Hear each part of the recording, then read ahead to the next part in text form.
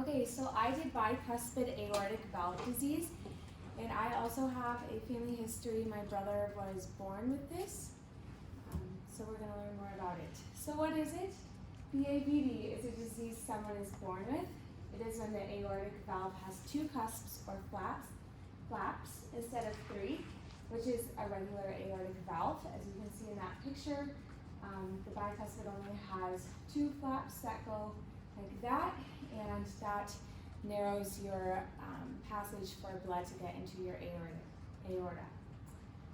It can be years before someone's valve shows signs of aortic stenosis, and the aortic valve controls the blood flow from the left ventricle to the aorta, which is the main artery supplying blood to the rest of your body. And so the bicuspid valve eventually leaks and narrows, causing the aortic stenosis, which is the narrowing of the aortic valve. And so your heart is pumping and pumping, trying to keep up with delivering blood to the rest of your body.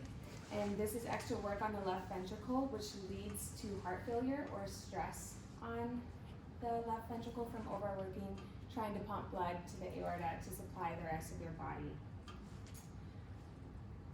Some symptoms are abnormal heart sound, angina, which is chest pain or tightness, feeling dizzy or faint with activity, shortness of breath when active, fatigue, heart murmurs, not eating enough, and not gaining enough weight. And these range from mild to severe. There are no known causes, but a bicuspid aortic valve could be inherited from parents.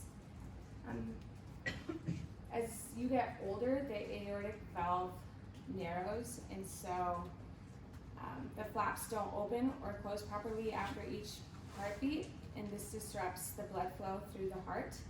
And the aortic valve between the left ventricle and the artery that delivers blood from the heart into the body is narrowed, and men are 2 times more likely to inherit BAVD.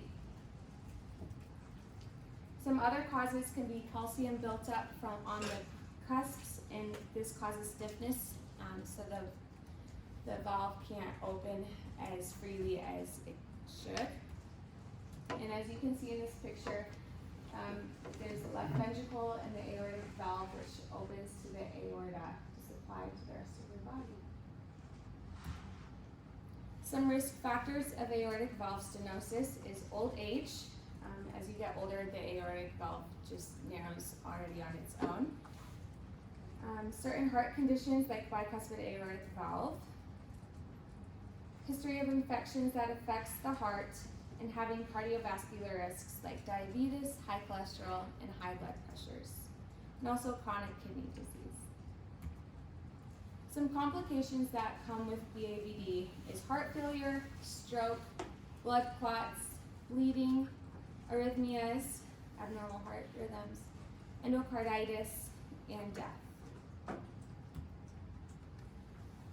Some assessments or diagnosis, it is present at birth, but doctors may not diagnose it until you show symptoms later on in your life. Some echocardiography and cardiovascular imaging are the 2 main types of diagnosing it. So there's transthoracic echocardiograms, cardiac MRIs, transesophageal echocardiograms, CT scans, and coronary angiographies. Doctors will assess family history regarding any heart troubles and will ask for yearly checkups and physicals every year.